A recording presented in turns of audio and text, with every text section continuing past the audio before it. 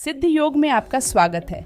हम आप सबके लिए ऑनलाइन योग कक्षाएं आयोजित कर रहे हैं जो अंग्रेजी और हिंदी दोनों भाषाओं में उपलब्ध हैं। हम प्रत्येक दिन सुबह 5 बजे से रात 10 बजे तक 12 अंग्रेजी और 4 हिंदी की कक्षाओं के साथ आपके लिए उपस्थित हैं ताकि आपको प्रत्येक दिन सही समय पर योग का अभ्यास करने में सुविधा हो। ये 2 सप्ताह एक ऐसा समय है जिसमें आप शामिल होकर अपने जीवन में एक सकारात्मक परिवर्तन का अनुभव कर सकते हैं, वह भी बिल्कुल मुफ्त में।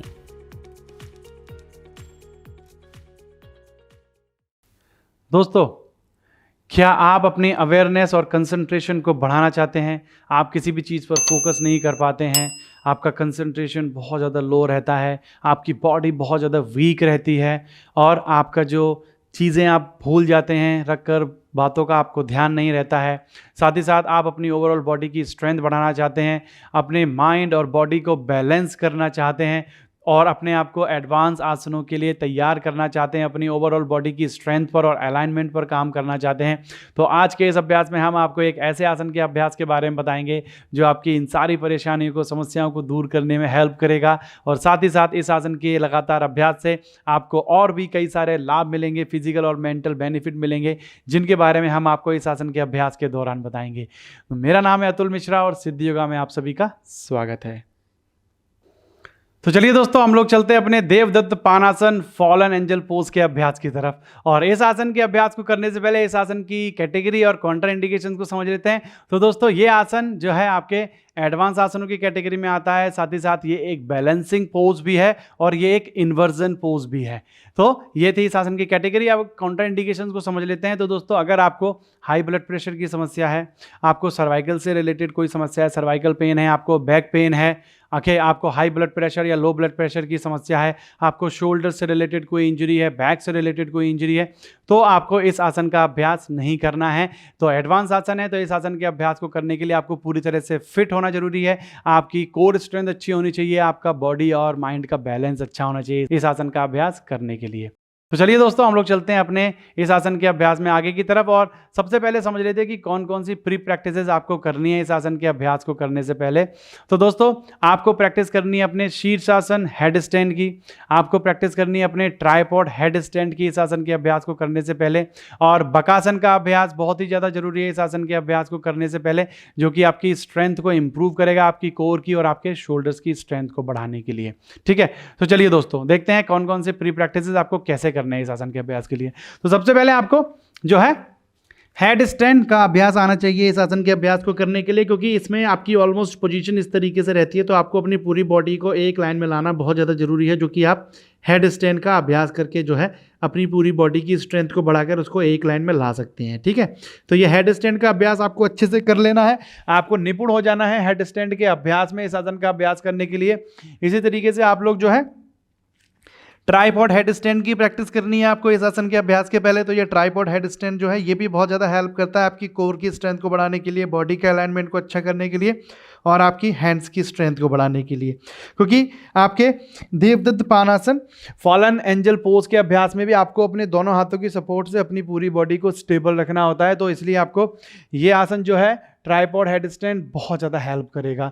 साथ ही साथ बकासन का अभ्यास बहुत ज़्यादा जरूरी है। देखिए, इस तरीके से आप सभी को जो है बकासन का अभ्यास करना है अपनी स्ट्रेंथ को बढ़ाने के लिए, बैलेंस को इंप्रूव करने के लिए, कोर की स्ट्रेंथ को बढ़ाने के लिए।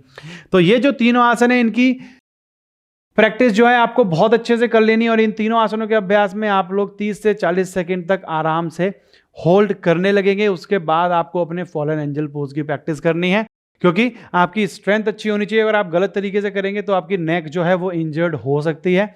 तो ध्यान रखिए, इस आसन के अभ्यास में सावधानी बहुत ज़्यादा बरतनी है आपको। ठीक है, तो चलिए देखिए कैसे करते हैं इस आसन के अभ्यास को। अपने देवदत्त पानासन की तरफ चलते हैं। तो सबसे पहले आपको टेबल टॉप की पोजीशन में आना है।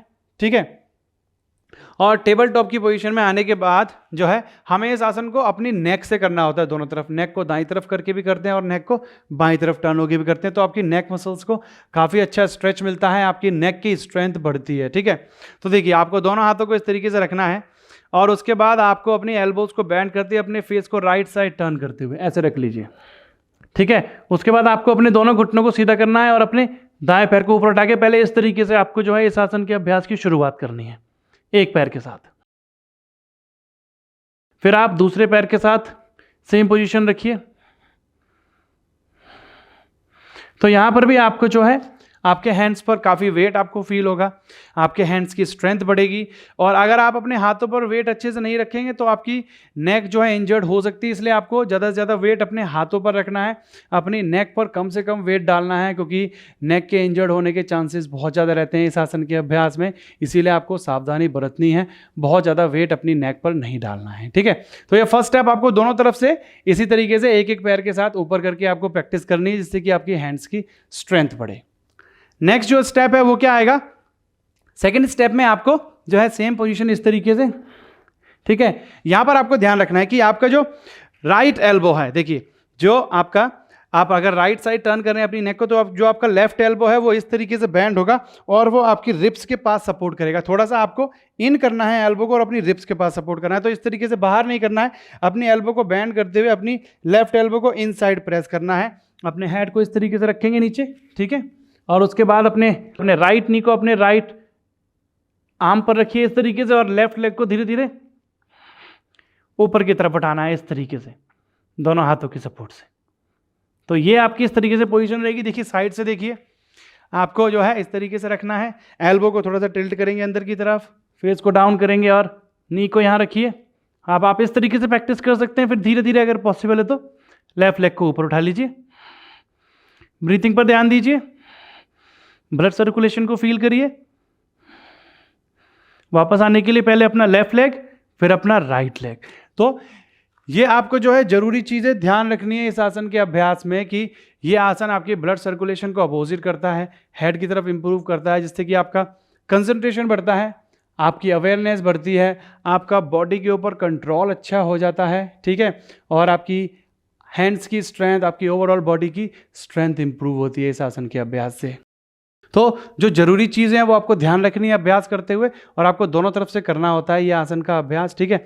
मैं आपको दूसरी तरफ से भी करके दिखाता हूँ। जो लाभ है वो आपको तभी मिलेंगे जब आप सही तरीके से अभ्यास करेंगे, ठीक है।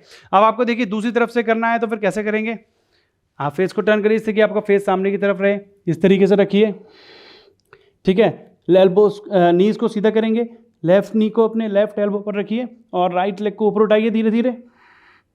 यहाँ पर इस तरीके से आपको बिल्कुल सीधा रखना है अपनी बॉडी को। वापस आने के लिए पहले अपना राइट लेग, उसके बाद अपना लेफ्ट लेग, और फिर हेड को अप कर लीजिए।